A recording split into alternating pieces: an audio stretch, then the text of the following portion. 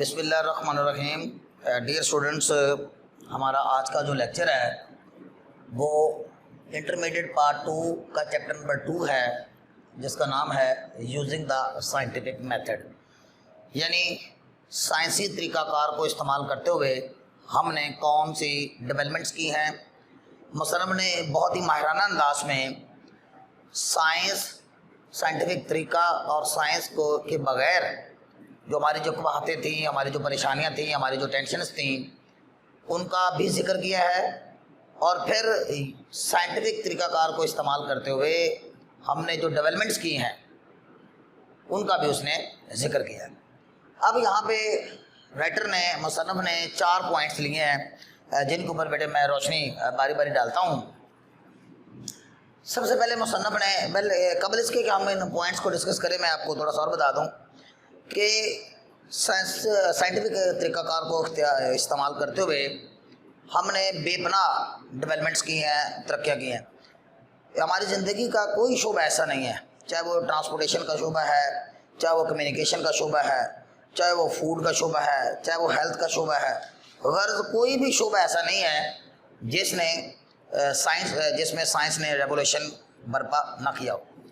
تو مصنف نے بہرحال چونکہ ایسے تقریباً کوئی 60 to 70 ایئرز پہلے کا ہے، اس لحاظ سے مصنف نے ان 4 ٹاپکس کو سلیکٹ کیا ہے یہ ثابت کرنے کے لیے کہ سائنٹیفک طریقہ کار کو استعمال کرتے ہوئے ہم نے بہت زیادہ ترقی کی ہے، بہت زیادہ امپرومنٹس لے کے آئے ہیں، بہت زیادہ بہتری لے کے آئے ہیں اپنے لائف سٹائل میں. سب سے پہلے جو مصنف نے پوائنٹ اٹھایا ہے وہ ہے بیٹر کنٹرول آف ڈیزیزز. یعنی آج ہم بیماریوں کا بہتر کنٹرول کر سکتے ہیں. مصنف ماضی کے ذکر کرتے ہوئے کہتا ہے کہ آج سے 200 سال پہلے، یعنی only 200 years ago 7 out of 8 babies died before reaching their first birthday. یعنی 8 میں سے 7 بچے اپنی پہلی سالگرہ منانے سے پہلے مر جاتے تھے. یعنی دیٹ ریشو وہ بہت زیادہ تھی. اور لوگوں کی جو اوسط عمر ہے 30 to 40 years was very common. اور that person who got the age of 40 was considered to be very fortunate and lucky. اور اس کے علاوہ آپ یہ دیکھتے ہیں کہ جو ایک بچہ 8 میں سے 7 بچے تو مر جاتے تھے before reaching their first birthday، یعنی 1 سال کو ہونے سے پہلے وہ جو ایک بچہ بچ جاتا تھا اس سے بھی غیر معمولی قسم کے ڈیزیزز کا سامنا کرنا پڑتا تھا. یعنی ہم یہ کہہ سکتے ہیں کہ اس کی ساری زندگی ہی تقریباً بیماریوں کے ساتھ فائٹ کرتے ہوئے گزر جاتے تھے. مصنف نے ان بیماریوں کا ذکر کیا، کبھی اسے ٹائفس یعنی جوؤں کا بخار ہو جاتا، کبھی کولرا یعنی ہیضہ، کبھی اسمال پاکس. تو یوں یہ مختلف بیماریاں تھیں جن کا بچے جو ہیں وہ اس ایک ٹینڈر ایج میں شکار ہو جاتے تھے. اور دیٹس وائی ان کی جو اوسط عمر ہے وہ بیٹے کم رہتی تھی. اب مصنف آج کے حالات بتاتا ہے کہ 200 سال پہلے کے حالات ڈیزیزز کے حوالے سے کیسے تھے، اور اب مصنف جو ہے وہ بتاتا ہے کہ کس قدر ڈیولپمنٹ ہوئی ہے. اور یہ سارے کا سارا جو کچھ یہ ڈیولپمنٹس ہوئی ہیں یہ سائنٹیفک طریقہ کار کو استعمال کرتے ہوئے. آج رائٹر کہتا ہے، مصنف کہتا ہے کہ ہم نے بیماریوں کو بہتر طور پہ کنٹرول کر لیا ہے. آج بچے ہسپتالوں میں پیدا ہوتے ہیں، یعنی children are born in hospitals where they are inoculated and injected against fatal diseases. یعنی آج بچوں کو ہسپتالوں میں ان کی پیدائش ہوتی ہے اور بچوں کو ویکسینیشن ہو جاتی ہے، ان کی انوکولیشن ٹیکوں کے ذریعے بچوں کو ان کی بیماریوں سے محفوظ کیا جاتا ہے.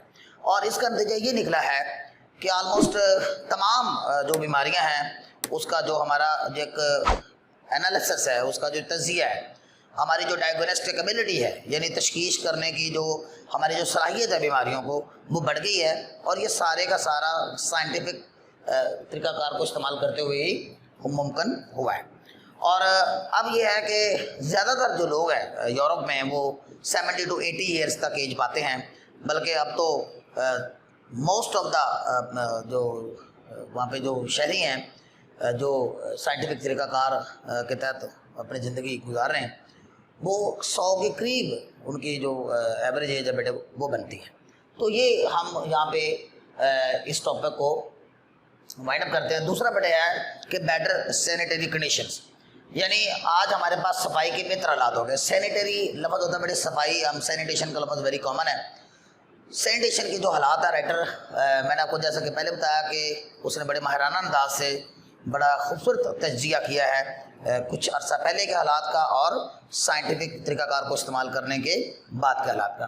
مصنف کے مطابق ماضی میں جو سینیٹیشنز کے حالات تھے بہت ہی برے تھے, بلکہ بدترین تھے.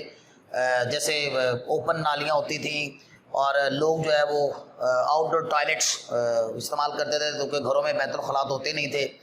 اور اس کے علاوہ جو ہے گلیاں کچی ہوتی تھیں, ان پیوڈ ہوتی تھیں, نیرو ہوتی تھیں, تنگ ہوتی تھیں. تو لوگ سیکیورٹی کے پرپس کو مد نظر رکھتے ہوئے نیرو اور ان پیوڈ گلیاں بناتے تھے, اور جس کا نتیجہ یہ نکلتا تھا کہ صفائی کے حالات بہت خراب تھے. اور ظاہری بات ہے کہ صفائی کے حالات جو ہے وہ سینیٹیشن کے حالات پراپر نہیں تھے, سوٹیبل نہیں تھے, اسٹینڈرڈ نہیں تھے, بیماریاں جس کی وجہ سے زیادہ لگتی تھیں.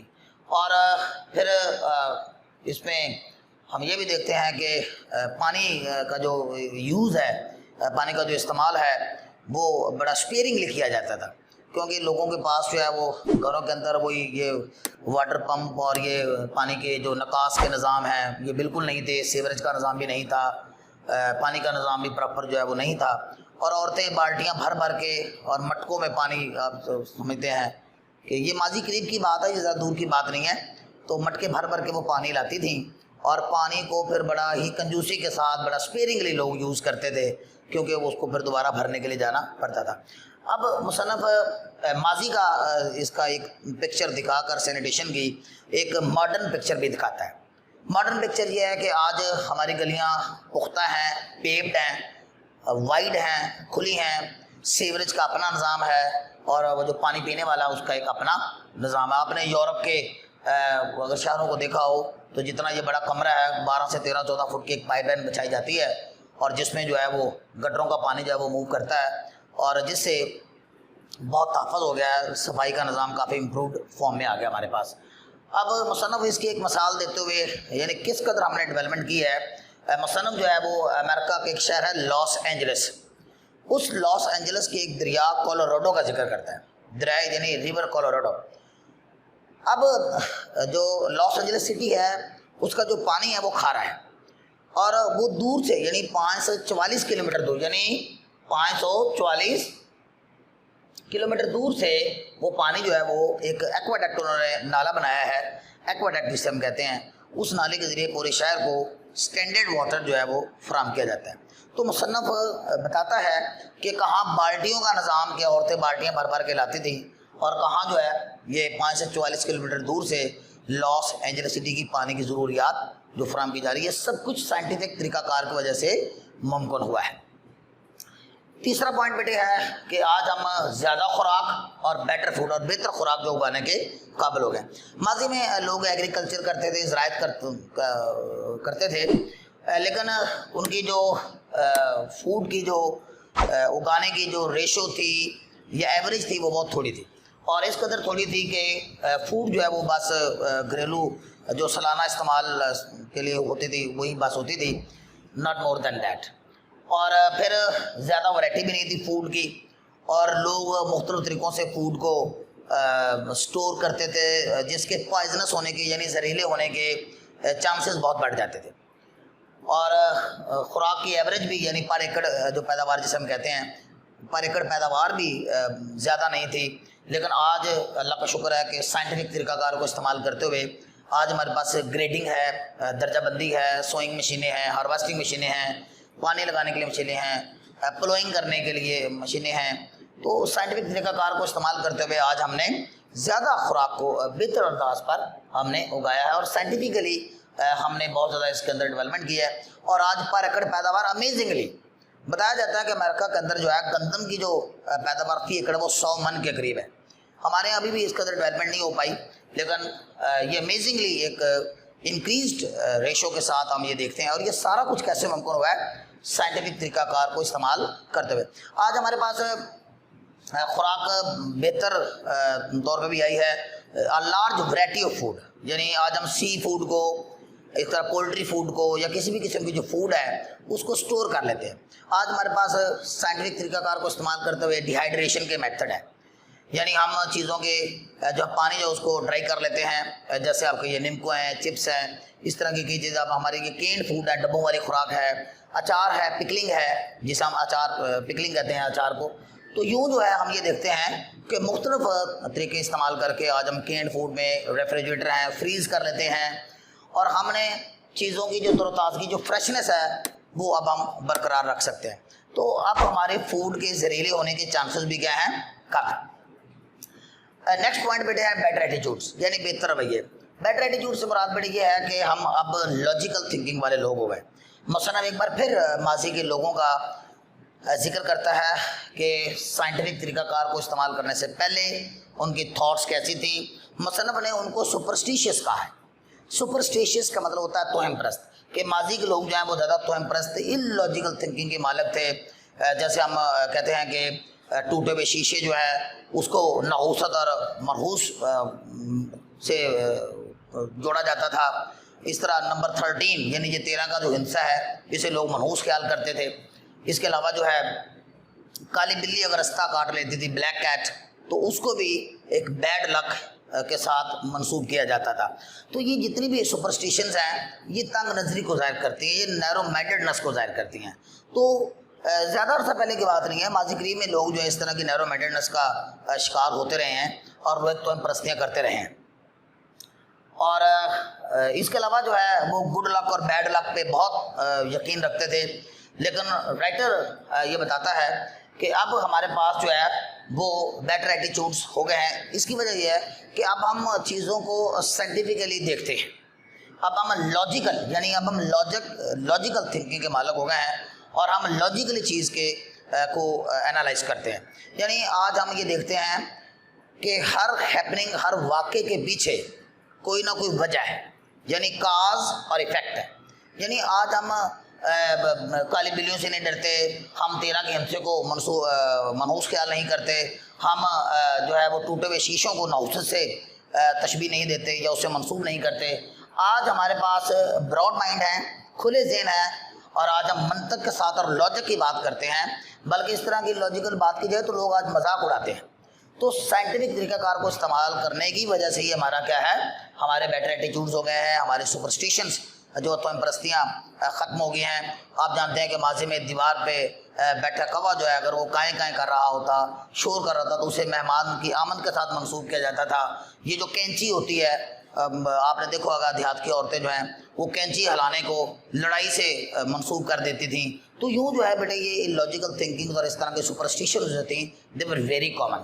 But with the passage of time ہم نے سائنٹیفک طریقہ کار کو استعمال کیا جس سے ہمارے مائنڈ براڈ ہو گئے ہیں. اب ہم لاجک اور منطق کی بات کرتے ہیں. ہمارے ایٹیٹیوڈ جو ہے وہ ماضی کی نسبت سے بہتر ہے. اور ہمارے فور فادر جو ہیں یعنی جنہیں ہم انسیسٹرز کہتے ہیں، ہمارے آباء و اجداد جو تھے، وہ ان چیزوں کے اوپر بہت زیادہ بلیو کرتے تھے اور they remain afraid of superstitions.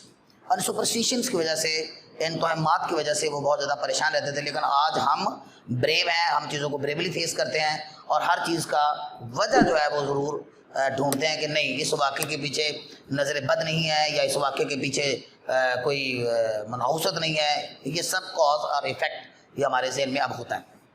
تو یوں بیٹے ہم یہ دیکھتے ہیں کہ مصنف نے بڑی خوبصورتی کے ساتھ اس کا اعادہ کیا ہے، بیماریوں کے کنٹرول کے حوالے سے بھی، سینیٹیشن کے حوالے سے بھی، خوراک کی پیدائش اور اس کے محفوظ کرنے کے حوالے سے بھی، اور ہمارے سپرسٹیشنز کے حوالے سے. ہوپفلی ڈیئر اسٹوڈنٹس کہ آپ ان 4 پوائنٹس کو مد رکھتے ہوئے اور اس کی ٹیکسچوئل اسٹڈی کیجئے بک سے یا کسی کی بک سے ٹیکسچوئل اسٹڈی کر کے بیٹے آپ اس کا آنسر کوشچن جو ہیں وہ ڈسکس کر سکتے ہیں. اوکے بیٹے، اللہ حافظ.